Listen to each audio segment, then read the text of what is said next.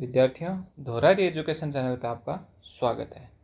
तो विद्यार्थियों, लगभग 4-5 दिन में आपकी थर्ड ग्रेड की विज्ञप्ति है वो जारी होने वाली है और जनवरी माह आपका फिक्स कर रखा है इस एग्ज़ाम के लिए। लगभग 5-6 महीने का समय आपके पास है। तो इस समय में आप स्मार्ट रणनीति बनाकर इस एग्ज़ाम को आराम से फाइट कर सकते हो, टॉप रैंक इसमें ला सकते हो। और विद्यार्थियों, इसमें जो आपका एक सिलेबस का एक महत्वपूर्ण हिस्सा रहने वाला है शैक्षिक परिदृश्य, तो उसकी मैं 8 से लगभग 10 से एक वीडियो बनेंगी, तो उनमें आपको ये मैं पूरा करवाने का प्रयास करूँगा। क्योंकि मार्केट में जो गाइडें आई हुई हैं आपके शैक्षिक परिदृश्य से रिलेटेड थर्ड ग्रेड एग्ज़ाम के लिए, तो उनमें मैंने देखा किसी में 2 टॉपिक सही दे रखे हैं, किसी में 3 टॉपिक सही दे रखे हैं। मतलब पूर्ण रूप से मेरे को ऐसी कोई गाइड नहीं लगी जिसमें सारे टॉपिक पूरी व्यवस्थित तरीके से शॉर्ट में दिए गए हों। तो इसलिए मैं आपके लिए 8 से 10 क्लासें डाल रहा हूं और इनसे आप अपने नोट्स तैयार कर लेना। लगभग 7 से 8 क्वेश्चन का रेशो रहता है आपके लेवल फर्स्ट में और लेवल सेकंड में इससे आने वाले क्वेश्चंस का। और क्वेश्चन भी ज़्यादा डीपली नहीं आते हैं, लगभग ऊपरी लेवल के ही आते हैं। कोई परिभाषा हो गई या NEP नेशनल पॉलिसी 2020 ऐसे, तो इनसे लगभग क्वेश्चन हर एक टॉपिक से एक क्वेश्चन बनता है। 8 से 9 टॉपिक हैं इसमें आपके और 7 से 8 क्वेश्चन इसमें से आपको मिल जाएंगे। आज जो टॉपिक हम करने वाले हैं उसमें से लगभग एक क्वेश्चन फिक्स आप मान के चलिए, इसमें से एक क्वेश्चन आएगा ही आएगा। तो पहला टॉपिक हम शुरुआत करते हैं विद्यालय प्रबंधन से। तो ये जो टॉपिक आपका रहने वाला है विद्यालय प्रबंधन एवं विद्यालय समितियों से, तो इसमें विद्यालय प्रबंधन से हम शुरुआत करेंगे। तो विद्यार्थियों, आप स्क्रीनशॉट के माध्यम से कर सकते हैं या मेरे साथ आप अपने नोट्स हैं उनमें नोट डाउन भी कर सकते हैं। लगभग छोटे छोटे वीडियो मैं बनाने का प्रयास करूंगा जिससे आपका ज़्यादा समय ख़राब नहीं हो और पैरेलल आपके और सब्जेक्टों के साथ ये सब्जेक्ट भी आपका कंटिन्यू चलता रहे और पूर्ण हो जाए। विद्यालय प्रबंधन शब्द है वो अंग्रेजी के मैनेजमेंट का हिंदी रूपांतरण है। किसका हिंदी रूपांतरण है? मैनेजमेंट का। ये आपको ध्यान में रखना है। इसकी एक परिभाषा है, एक संस्था या संगठन द्वारा पूर्व निर्धारित उद्देश्यों एवं लक्ष्यों की प्राप्ति के लिए किया गया सामूहिक प्रयास क्या कहलाता है? प्रबंधन कहलाता है। अर्थात हमें अगर कोई कार्य करना है तो उसके लिए एक उद्देश्य बनाना पड़ता है और उस उद्देश्य की प्राप्ति के लिए जो सामूहिक प्रयास करते हैं, सामूहिक प्रयास कहने को आप किसी भी प्रकार से कह सकते हो। जैसे विद्यालय में कोई क्लास के बच्चों को कोई कार्य दिया जाता है तो वो विद्यार्थी सामूहिक रूप से अपना योगदान देकर उसकी पहले प्लानिंग बनाते हैं, फिर उस कार्य को पूर्ण करने का प्रयास करते हैं। यही मैनेजमेंट है।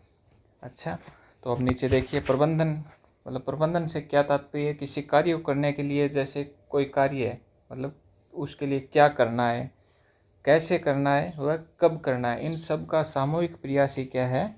मैनेजमेंट है। बस यही परिभाषा है इसकी, इतना सा ही आपको ध्यान में रखना है।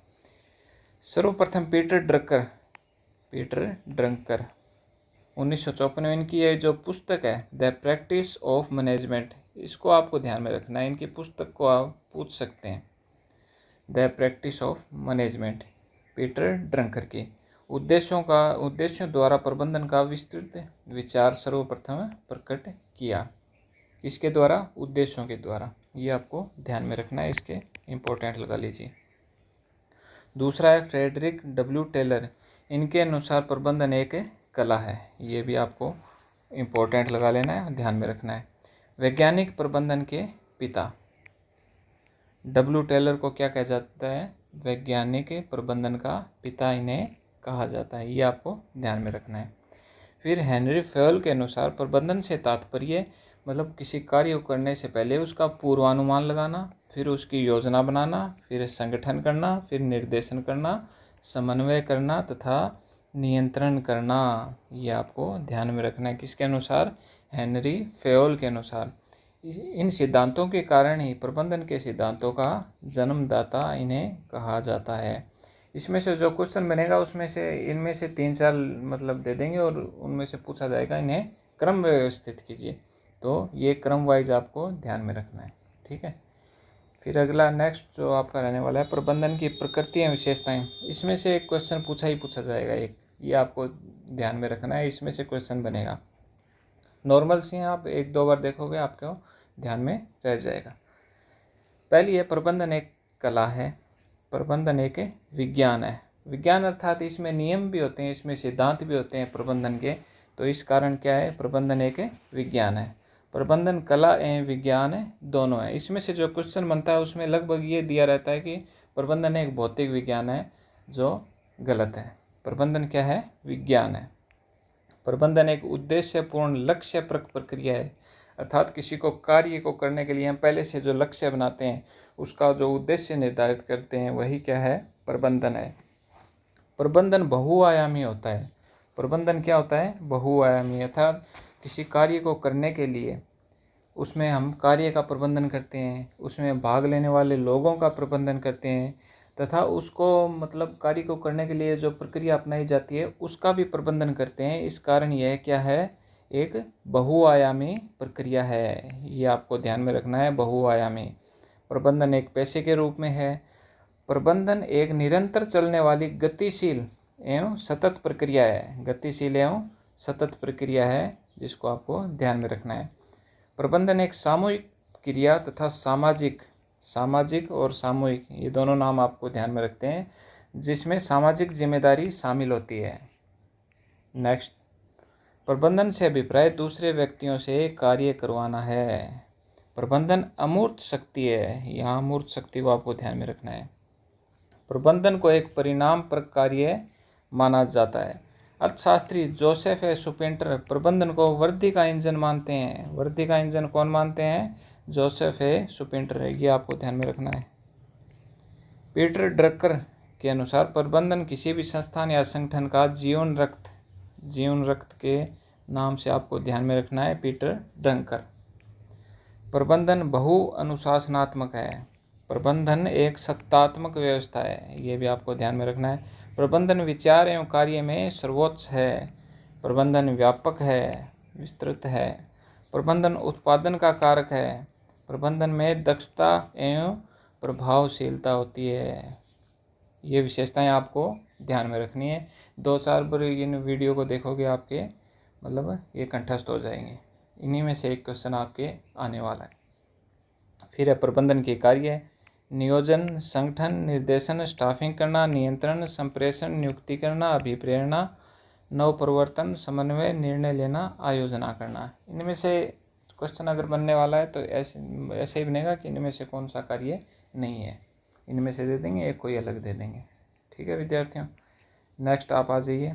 ये देखिए, ये क्वेश्चन इनमें से आया हुआ है, निम्नलिखित में से कौन सी प्रबंधन की प्रकृति नहीं है। कौन सी प्रबंधन की प्रकृति नहीं। प्रबंधन एक कला है, सही है। प्रबंधन एक सामाजिक जिम्मेदारी है, सामाजिक मैंने कहा था आपको नाम ध्यान में रखना है, सामाजिक। प्रबंधन एक सार्वभौमिक प्रक्रिया है, ये भी आपको ध्यान में रखना है, सामाजिक सार्वभौमिक। लेकिन प्रबंधन क्या नहीं है, भौतिक विज्ञान नहीं है। प्रबंधन विज्ञान है, क्या है, प्रबंधन विज्ञान है, लेकिन भौतिक विज्ञान नहीं है। नेक्स्ट आप देखिए, एक क्वेश्चन ये आया हुआ है, निम्नलिखित में से कौन सी प्रबंधन की विशेषता है। प्रबंधन लक्ष्यपरक है, सही है, उद्देश्यपूर्ण लक्ष्यपरक है, सार्वभौमिक भी है, सामाजिक आपको मैंने कहा ध्यान में रखना है, सामाजिक प्रक्रिया है, और सत्तात्मक व्यवस्था है। ये सारी क्या हैं, प्रबंधन की विशेषताएं हैं। तो इसमें जो आंसर क्या होगा, 1 2 3 4। तो इस प्रकार विद्यार्थियों लगभग छोटा सा वीडियो बनाए और इसमें से आपके एक क्वेश्चन पक्का आने वाला है। और इसी प्रकार मैं आपको नेक्स्ट छोटे छोटे वीडियो बनाकर ये शैक्षिक परिदृश्यता जो आपका सब्जेक्ट लगा हुआ है, इसमें से लगभग 7 से 8 क्वेश्चन इसी में से मैटर में से आ जाएंगे जो मैं करवाऊँगा। तो विद्यार्थियों इस चैनल को सब्सक्राइब कर लें और कमेंट के माध्यम से मुझे बताएं कि आपको आज वाली क्लास कैसी लगी और जो आपको पढ़ाने का तरीका है ये सही है। इसी प्रकार से मैं करवाता रहूँ, शॉर्ट वीडियो बनाकर छोटे छोटे नोट्स के माध्यम से, ताकि जो सब्जेक्ट आप पढ़ रहे हो उसके पैरेलल इसको 5-10 मिनट आपको देख कर मतलब इस सब्जेक्ट को 8 से 10 वीडियो के माध्यम से पूर्ण कर लें। क्योंकि जो 7 से 8 क्वेश्चन आएंगे वो जो मैटर कराऊंगा उससे बाहर नहीं जाएंगे। तो विद्यार्थियों धन्यवाद। और विद्यार्थियों एक बात और मैं आपको कहना चाहूँगा कि मैं नीचे डिस्क्रिप्शन में जो आप टेलीग्राम लिंक है उसका लिंक डाल दूँगा, जिसके ऊपर मैं PDF भी डालता रहूँगा, तो उस टेलीग्राम को ज्वाइन कर लेना। ठीक है विद्यार्थियों।